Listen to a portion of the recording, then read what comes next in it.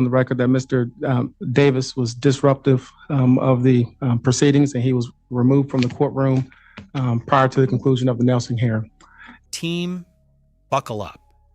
Because today's courtroom wildfire centers on Henry Lee Davis, a man facing 2 third-degree felonies who believes the entire system, his lawyer, the judge, the score sheet, even the laws of Florida, are all wrong except him. The state offers a deal. His lawyer explains his exposure. And Henry? He decides the laws are incorrect, the felonies shouldn't exist, and every prior on his record magically belongs to somebody else. But the real explosion hits when he accuses his own attorney of lying, racism, and sabotage, while the judge desperately tries to keep control. And folks, you will not believe how this hearing ends. Mr. Williams? Yes, good afternoon, Your Honor. How are you today? I'm well, sir. How are you doing? Doing very well. Judge, I have one client there, Henry Lee Davis. He's in your jury box over there. He should be. Okay, Mr. Davis. So, with State of Florida versus Henry Lee Davis, Your Honor, I have 2 case numbers, 24 CF 42 and 24 CF 59. Your Honor, we're presently on a trial track for that October 28th date. Mr. Davis has rejected the state's offer at this point, which was the lowest permissible sentence offer. So I just request that we stay on track and maybe come back on that 10/25 for another trial management in case we have a resolution. Okay, so we'll see for trial. Yes, sir. Open court. Okay, he's not representing me properly. I don't feel like I'm being represented properly by him. That man is the man that said, "Oh, just take the charges, just take it. You did it, whatever. Just be done with it. Be okay. Just this is low permissible." I've read up on it, and it says not exceeding within 5 years on the charge of a 3rd-degree felony.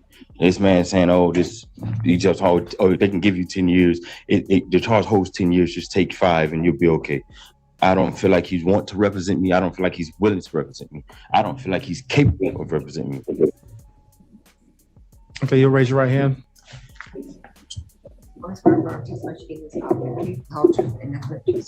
Yep. And everything you told me, Mr. Davis, is true and accurate to the best of your knowledge. You're asking that I discharge Mr. Williams? Yes. But if you want me to discharge Mr. Williams, what I'm going to do, I'll ask Mr. Williams a few questions. And if I don't find that he is rendering ineffective assistance of counsel, you can still discharge him if you want, but the state will not be required to give you or provide you any other counsel. You will simply have to represent yourself. All right. So you're telling me that the state's offer is 5 years DOC? 68.4 months. 68.4 months. And you're saying because the charge is a 3rd-degree felony, it says it cannot exceed 5 years? That's what it said. And Mr. Williams is telling you that, in his opinion, you should accept the 68.5 months. Yeah, he said I should accept the 68.4 months.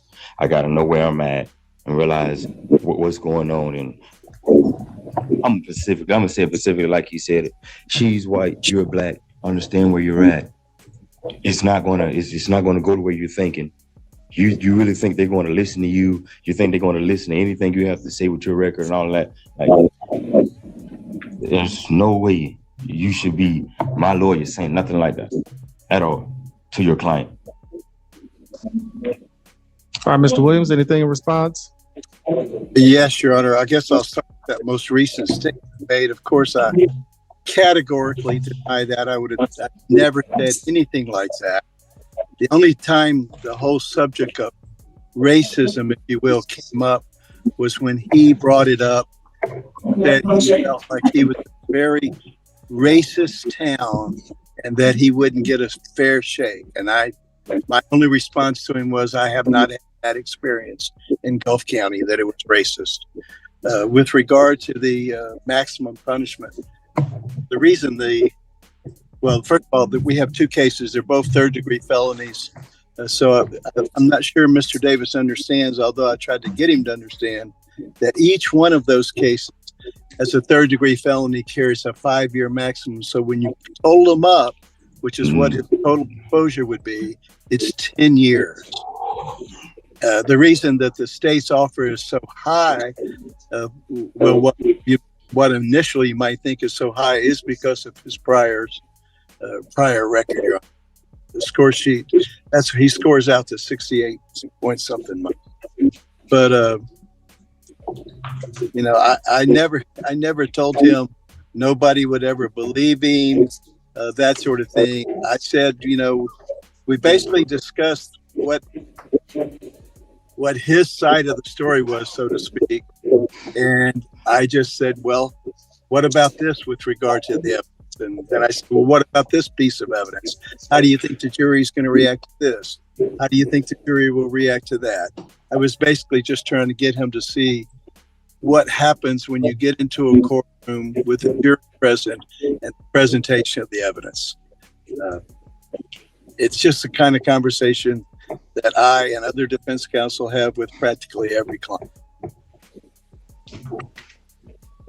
Yes. Okay. Yes, sir. Mr. Davis. Okay. So, the conversation where he said, the other case that you have that you caught here in the jail, he said, that's going to hang over your head. We're going to deal with this charge first. This is the charge that we're at right now. The other charge is going to hang over your head. And sooner or later, once you get over trial, whether you more likely lose, they're going to throw that charge out. The charge is going to be throughout. They just want you to accept this charge. That's what he said to me. This man is continuously on this screen lying to y'all. This man is like very incompetent. The man came in up being rude off bat. He came in up being rude. It took me a minute, but I was calm. I was very calm with the man. The man told me, he come out and he tell the officer, oh, we're having communication issues. No, there are no communication issues. You're sitting here trying to tell me to take something, and then you're trying to lie and fabricate it and make it seem good in your little way. But that's not the case. Everything I told him, I say, hey, listen, half of these charges that are on my score sheet are not me. It did not happen. I received 2 different sets of charges of priors that was not my priors. He said, oh, we'll deal with that when we get in the courtroom. Haven't yet to say anything about it.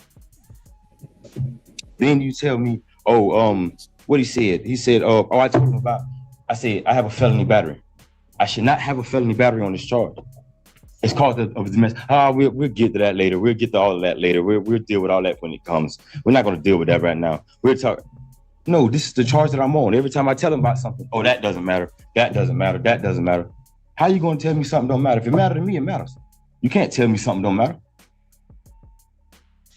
You're supposed to be my lawyer. You ain't even representing me right. Then you just sit up there on the screen and try to lie, to try to make it seem good in your eyes. Come on, man. What specifically about the felony battery? You said it should not be a felony battery. Okay, I have a felony battery. And I've talked to my people. My people have been in contact with lawyers. They've been in contact with the state attorney down there in West Palm, where I'm from. And they have said, you have a felony battery, which you should not have a felony battery if y'all was living under the same roof. And both, if you claim she hit you, she claim you hit her, both of y'all should be arrested. Neither one, Drew is arrested, not her. And you have a felony battery, which should not be. It should be a domestic violence charge. I don't have no prior domestic violences. I have none of that on my record. Are you talking about a pending charge right now? I'm talking about the felony battery I have right now pending. Okay, I have the battery in detention facility. What's the felony battery charge number? 2442, Your Honor. And what does West Palm Beach have to do with this? That's where my mom's at right now, and that's where she's talking to lawyers and getting in contact with people down there. I'm trying to figure out what's going on up here, because she's been trying to contact people up here and it's not working. Nobody's hitting, nobody's calling her back, nobody's emailing back. When I had Mr. Hill, my family was trying to get in contact with him. They never could get in contact with him. My family, I've tried to get his information. He told me he didn't have any cards to give me. If I could, Your Honor. Mr. Hill, I've talked to Mr. Hill priorly. When I talked to Mr. Hill said, you don't have, I checked that you don't have any prior batteries. But then next thing you know, I get a prior sheet with prior batteries on it. Like, the state's not charging you with felony battery based on priors. They're charging with felony battery, saying that you caused great bodily harm. That's what we're talking. That's what we talked about the first time. But I'm saying my score sheet, as he just said, my score sheet, I should not score out to that much because I don't even have none of them priors. I have about 4 or 5 or 6 priors that are me on there. They don't even have the priors that I went to prison for on there. That's how I know you're just trying to stack charges and trying to make it look like something that it's not. Well, when you're telling me that Mr. Williams is not rendering competent and constitutionally effective counsel, I need to go issue by issue. That's why I'm at. You raised something about a felony battery. Uh-huh. What about your charge of felony battery? That you're saying your mom or someone from Fort Lauderdale disagrees that you should be charged with that? West Palm Beach. She don't disagree. She's saying it's wrong. It is wrong. If we're staying under the same household and we had sexual relations, it should not be a felony battery. And especially if I said that she hit me and she say I hit her, they don't take her to jail, but then they take me. That's a question. That's a question for the jury. That's but it's not a question if it's a wrongful charge. You have me with the wrong charge. Mr. Davis, listen. Here, all you have to do is look at the paperwork. Mr. Davis, whether you're living in the same house with someone or not, you can be charged with felony battery. Are you sure? Listen to me, Mr. Davis. I mean, I have the evidence. I have the proof. I mean, if I'm looking it up and I'm finding this, my people are looking up and they're finding it. And they're asking other lawyers and other state attorneys, and they're saying the same thing. Y'all are going to say something different from what everybody else is saying. This is for the whole state of Florida. I've been on the phone constantly. I agree with you. I've been talking to people constantly. You cannot charge me with a felony battery. Felony battery is like if I go off out there and go to hit somebody. That's a felony battery. If it's somebody that I'm living under the same roof with, and we're having sexual relations, because it's what it said. I mean, I've read up on it. I had my people look up on it. They've read it to me. I've written it down. I've talked to my people. It's a DMV. So I don't get why y'all having a felony battery when it's not supposed to be a felony battery. So you're under some lawyers telling you that regardless. Listen to me. I'm trying to understand. Your family or a lawyer or whoever they're talking to is telling you, regardless of the amount of damage that you allegedly cause, that you can cause permanent disfigurement, great bodily harm.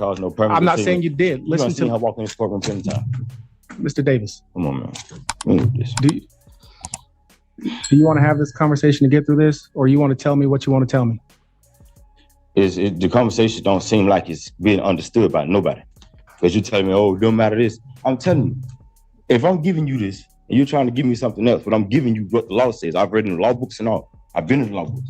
My people are looking it up and getting the same thing. You're trying to tell me something different to make me think that, oh, no, what you're saying is not right. When I know it is. If everybody's looking it up, I have different people looking it up out there. Everybody's telling me the same thing. I have people in here look it up. I've looked it up.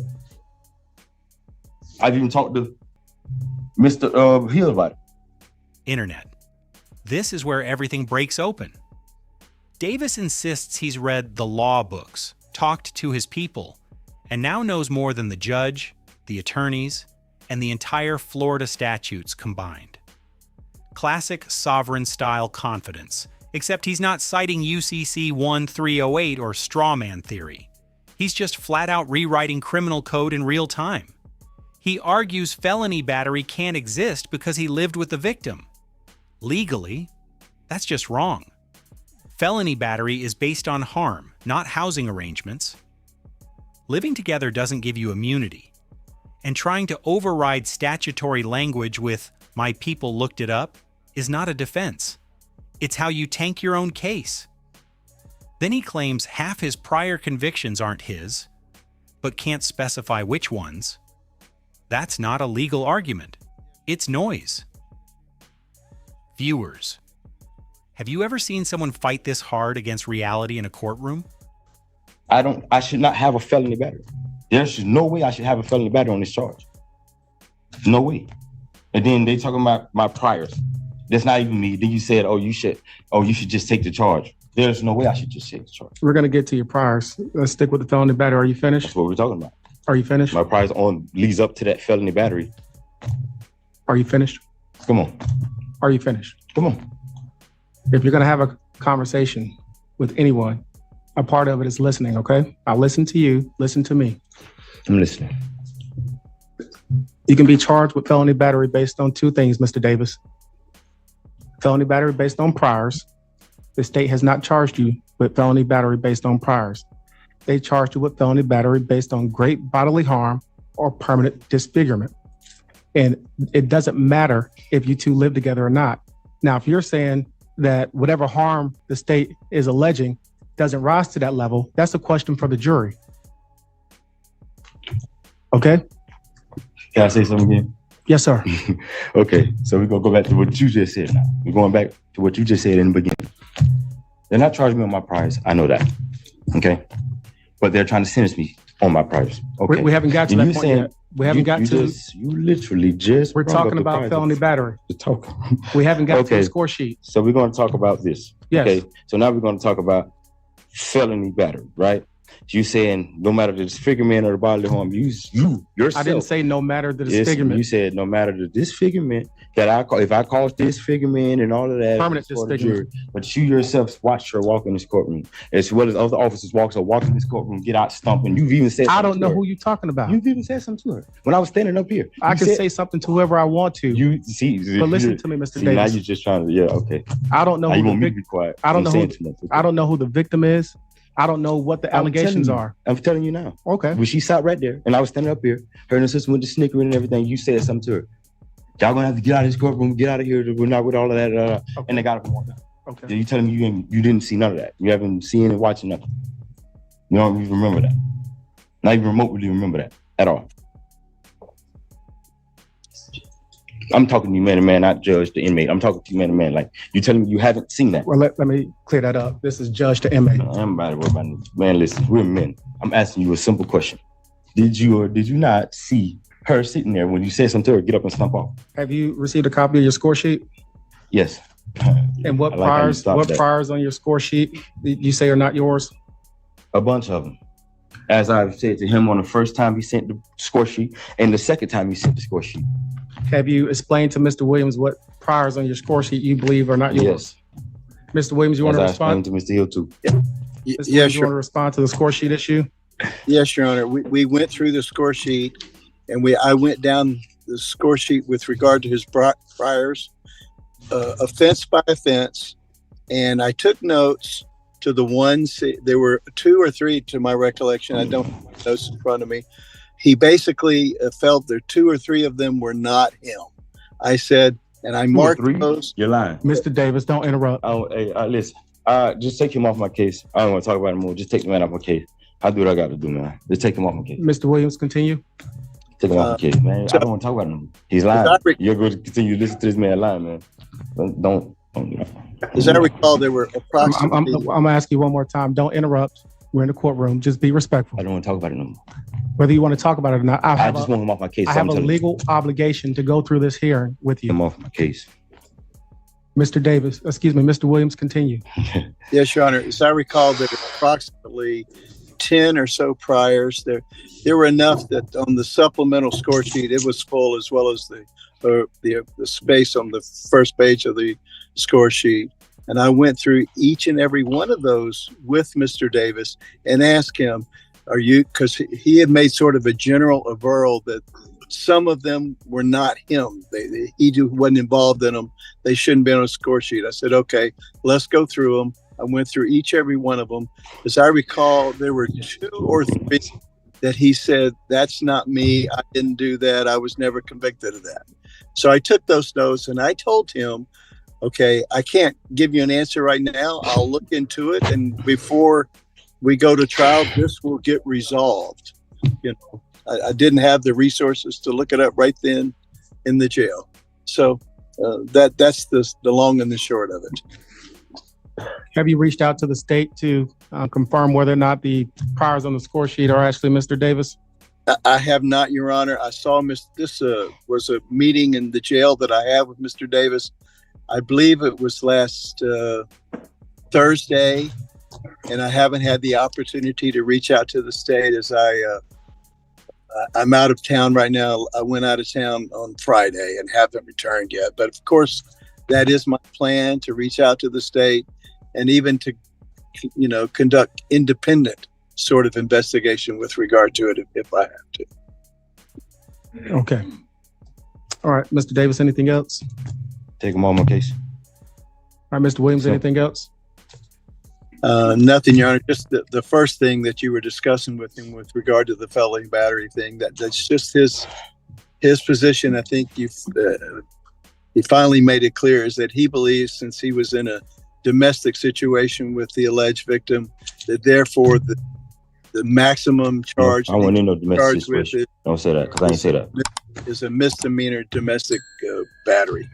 So I explained to him that when the state charges great bodily harm, it doesn't matter what kind of relationship you have with the victim, it's a felony. You said that? You said that to me? Thank you, Mr. Williams. Okay, I thought so. All right, Mr. Davis, on the issue you raised, the felony battery, I've told you what the law is. Regardless, the state's not charging with felony battery based on priors, and But y'all regardless, have your own law here? I'm going to ask you one last time. Okay. Don't interrupt me. You do it again, you're going to be escorted out of the courtroom. I'm gonna go anyway. Mr. Deputy Tower, you can get him out of here. Hey, but I'm push. Hey, don't push me. Cool. All right, as to the felony battery, the state's charged him with felony battery based on great bodily harm, permanent disability, or permanent disfigurement, not based on priors. The priors on the score sheet, Mr. Williams, you indicate you two did have that conversation. You're going to conduct an independent investigation. Also reach out to the state to confirm whether or not the priors on the score sheet are actually Mr. Davis's. As to the credibility issue, if it's her word versus his word, that does come down to the jury making that decision.